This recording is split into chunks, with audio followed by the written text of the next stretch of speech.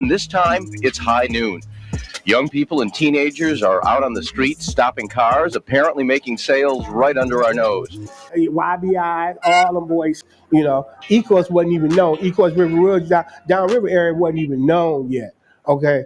I said, man, look, man, you know, give me a bag and let me go on out there, man. 50 Boyz thing. So you were just selling weight and then you decided, oh, let me have a little crew. Or my first crew out there, the guys playing that they got playing in the movie, the 12th Street Boys, okay? You know, Poppy, Tavio, Steve, and Jay. The 12th Street Boys or whatever you want to call it, but what they really were called was the Raphael crew. Meech, he took to it pretty, like he was obviously like. Oh, he was a natural.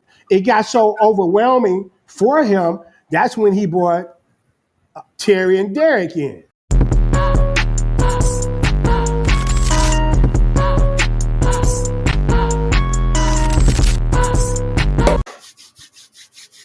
What's up with it, man? It's your boy ShortMaster214, man. Turn up, man. I got another reaction video for y'all, man.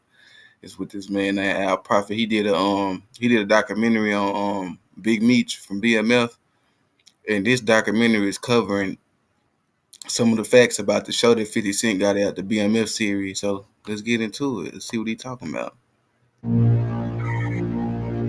They did a nice percentage, okay? Yeah, he was doing 20, 25 stacks a day in 50s. Oh, he was a natural. He was, the man, you know, I can't take nothing from him. It got so overwhelming for him, that's when he brought Terry and Derek in. He said, man, look, man, can I bring my brother and my boy in? I said, man, look, you the Lou. That's your crew. We had this car wash on Quincy and Joy Road, okay? And all the drug dealers came to this car wash. Now we're at Joy Road in Petoskey, another well-known center of heroin trafficking back on the west side. This is the crazy thing about Big Meech. Big Meech had to be taught how to sell drugs by Pat. Him and his brother, they both was taught how to sell drugs. You just can't get in the drug game and like off the rip and then think you know what to do. Like, nah. You gotta be taught how to mess with narcotics. This time, it's high noon. Young people and teenagers are out on the streets, stopping cars, apparently making sales right under our nose. YBI, all them boys, Norman Sneed, you know, Herbie Daniels, Quick Kirk, but also these dudes I got with Reggie and Bear. They were like family to us, okay? They was already getting money. Bear was Huggy Bear, the big heroin dealer. That was his younger brother. Oh, he was associated with Pony Down. Everybody in it, you know. And he became a party promoter later. Yeah, exactly. There you go. Yeah, you know who he said. He said he became a party promoter later so he can watch that dirty money. Trust me. That's why it became. I was on dealing with Bear and Reggie, and you know, I fucked with Reggie and Bear for a minute, and then I told him, man, look here. We need to go out there in Southwest Detroit, man. It's wide open, man. I could tear that city up. Were you guys just doing, would you start heroin or? I never sold heroin. 79, 80, off Lawton. On Lawton, we had a building. 3-story building. We had that. We had 3 floors. They had this thing set up like the car. So we took the whole building because it was vacant, but we fixed it up that, you know, to be a spot. Oh, okay. So, you know, back then, y'all, this is what I'm beginning about them. If y'all got the money to buy property, fix it up and build it to sell drugs out of, why don't y'all just own the property and get a loan on the property?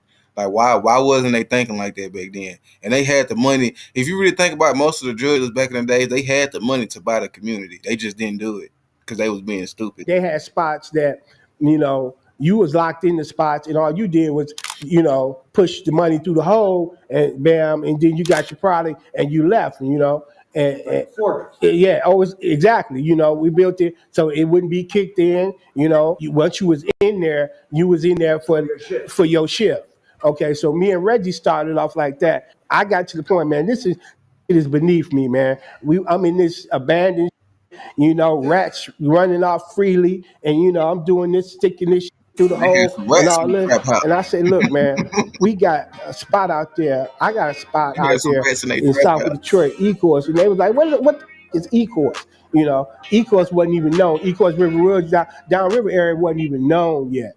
Okay. I said, man, look, man, you know, give me a bag and let me go on out there, man. And they was like, fuck that, you know. So what I did, you know, my cousin, I had my first cousin that messed around with Sneed, Norman Sneed. Okay, YBI. So, you know, I was like, I went to her, I said, man, can you introduce me to Sneed? And, you know, she said, yeah, Edric, I guess I could do that. And so Look, from that point on, I got. Look, check this out. He was just working with the organization. He was trying to get some drugs to go set up shop somewhere else, and they told him no. So now he looking for another plug, basically. With Sneed. You know, Sneed was getting on a big scale. Oh, yeah, he was YBI. That was my first YBI connection right there, Norman Sneed. Okay, so he gave me a bag, you know, and I told him I'm out. I'm going, you know, going out and do this, right? I was off to the races, and I had the hella prices, the hella product, and I was doing 2-for-1s and all it, and it was mind blowing to the guys out there. This was powder. How did powder get sold? Like, what was it, like in 50s, 100s? Or, I mean, didn't you have guys selling it like that? I'm saying for you. Well, no, the first thing I did at first I broke it down, and that lasted for maybe 6 months, and then I was like, this, because everybody was coming to me like wanting to get on my crew. So I said, look here, I sell these guys the weight, okay, and they could do that, you know, put that out the way they want to. You know, I'm gonna jump into the just giving them a bag, and they could do what they want with it and how they want to do with it. You know, just bring me my money. Like, how did the... So now he trying to set up. So now he basically the people who are already working over there, or the youngest he done gathered up over there, he got them working for him now. 50 Boyz thing. So you were just selling weight, and then you decided, oh, let me have a little crew, or how did that happen? Okay, no, well, it wasn't let me have a little crew. Okay, my first crew out there, the guys playing that they got playing in the movie, the 12th Street Boys. Okay, you know, Poppy, Tavio, Steve, and Jay. Okay, rest in peace, my man Jay. They was the 12th Street Boys, or whatever you want to call it, but what they really were called was the Raphael crew. Okay, that was something that they came, that was their name. You know, I asked them, well, you know how they get it? You know, they said, man, we just came up with the Raphael crew. Hey, that's what you want to call it? So really on the BMF series, so what they did was the people who was really involved in the drug trade back then, they changed the name of the gangs, but it's the same people. He talking about the same exact people, so. Oh, y'all, whatever. Okay. And then you were, is it kind of like heroin? Didn't you have a brand name? Yes. This was, but the 12th Street Boys didn't have nothing to do with that. This is, you know, was something that I was doing separate. I was just giving them weight. You know, Pop and Tavio, they were actually my first 2 lieutenants out there. Okay. So, but I had my other thing, because I was all over the board. Okay. You know, I came out with Hard Times. So that was like, people know heroin used to have brand names, but in the beginning, cocaine did too. Hard Time. Did everybody do that? Out there in Southwest Detroit, I was the first person to do that shit. So they were doing it in Detroit. Oh, they was doing it in Detroit out there, but you know, I was the first one to bring it out. I had a couple of gimmicks that I was selling half a grams for $18. I was selling. That's cheap. Yeah, man. Okay, I was, you know, buy one get one free, and you know, I came up with some shit. $18, and this was in. And if people would do their research, they would know this was not no whacked up shit. I stopped doing that, and because it was just too much traffic. It was crazy, man. And I was killing so many people's bags that, you know, animosity, the jealousy, and you know, I was getting it from Sneed. So strong and cheap. Yes, and you know, that's the thing about the drug game that a lot of people don't know. If your drugs is better than the competition, you basically taking their money, and that can lead to a whole war break out over some stuff like that. So, and he was looking out for me. You know, it seemed like every, you know, connect that I was dealing with, man, you know, we just felt we was, you know, like this. And, you know, they was like, damn, man, you back already? That type of shit. And they was like, here, man, shit, go do that shit. Man, where you go? Well, you say you in E-course. Fuck is that at? Man, I told you, motherfuckers. He said, well, go do your thing, man. You know? So Sneed got killed.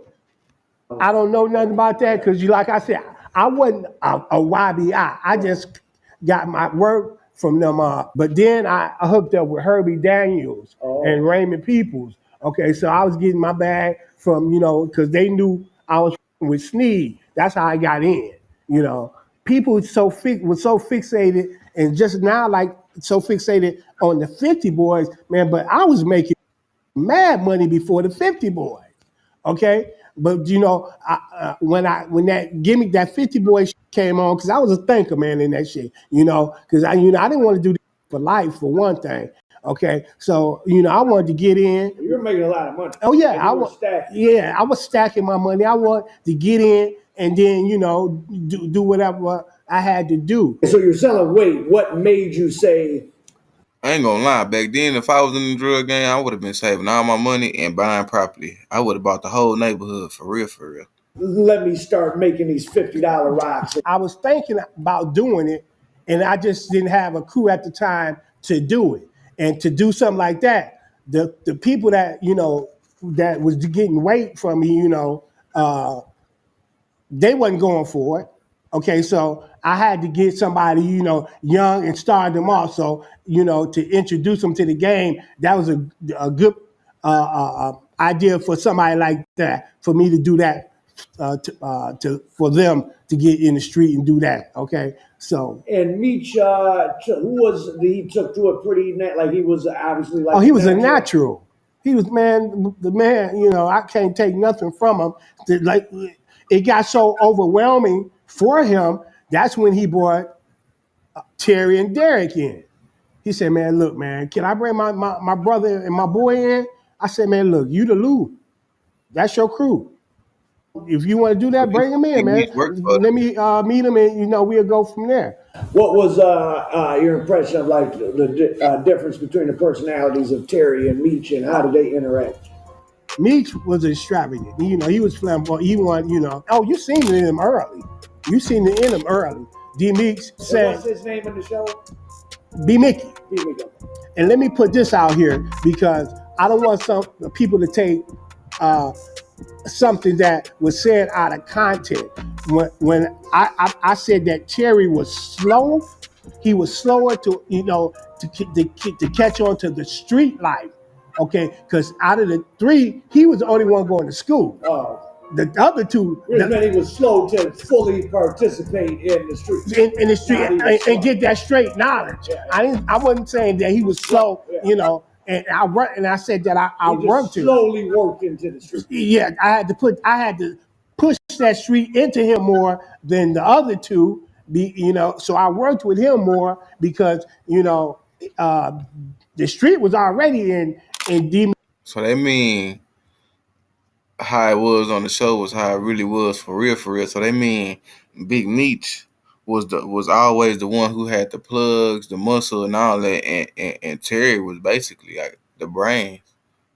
Because in the TV show it showed you that he was still in school when they and he wasn't all the way in, but he was in it, but he wasn't all the way in like Meech was.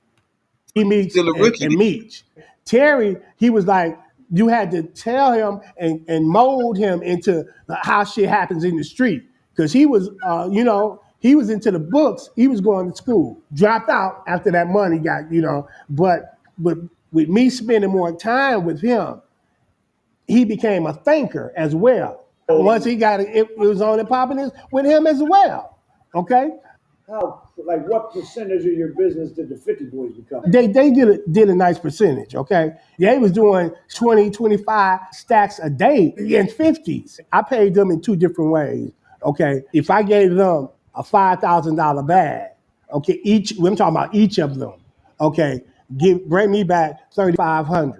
So they're 16 and they're making 7, 8, 10,000 a week in their pocket each. Yep. So So that's definitely enough money to not work no job, especially back when they was young. I mean, $7,000-8,000 a week, that's a lot of money. That's a lot of money. So that means in a year they was seeing probably like, I gotta say, anywhere from 300 to 700,000 in a year. Or they were probably seeing more than that, and it's tax free. So I mean, but in the drug game, you gonna take some losses. So I just hope y'all know that, man. But yeah, man, it's your boy ShortMaster214. Turn up.